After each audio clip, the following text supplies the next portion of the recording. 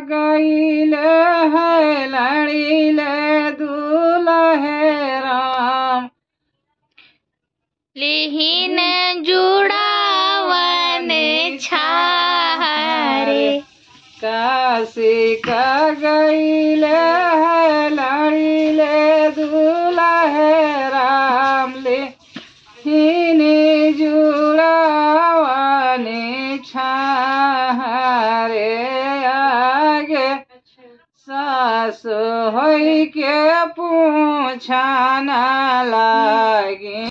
कह दुल्हे घर कहवाल आगे सासु होई के पूछाना लागी। कहो दुल्हे घर कहवाल कैसनी है दुल्हे मैया तुम्हारी।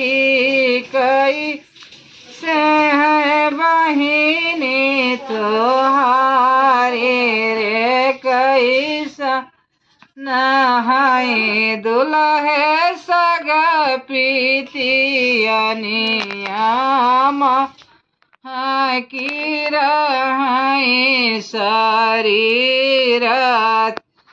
कैसनी है दुल्हे सग पीतियनिया महा की रहाई सारी रात। पनवान ऐसी सासु मैया हमारी। फूल जैसे बहिनी हमारी रे। चंदन ऐसी सासु सग पीतियनिया महा की रहाई सारी रात।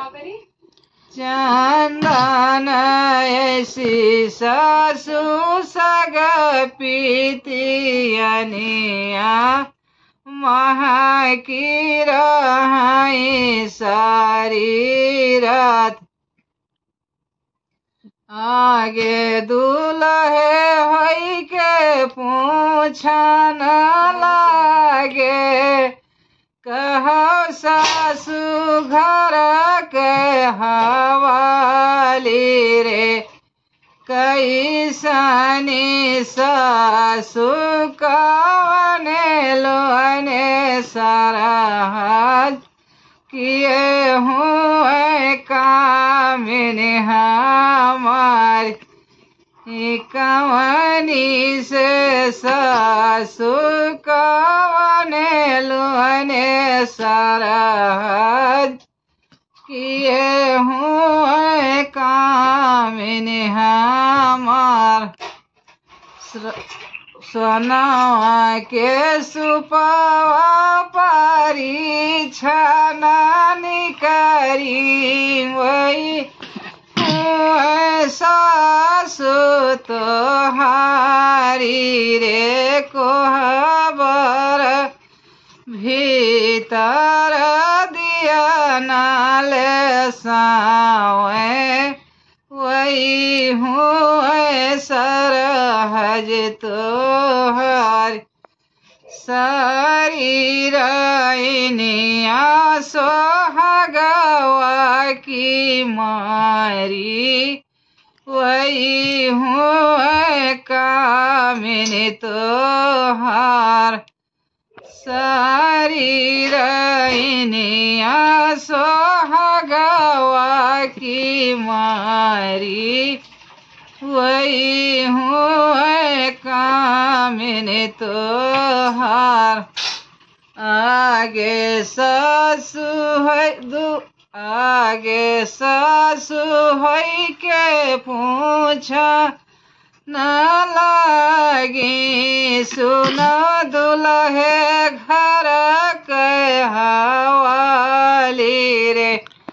कवन से बाप कवन लोने पितिया किए हूँ भैया तोहर कवन से बाप कवन लोने पितिया किए हूँ भैया तोहर राजा नमा सब राजा बड़े हैं वही हूँ बाप हमारा रे नदिया के तीरा वारे घोड़वा फांदावे वही हूँ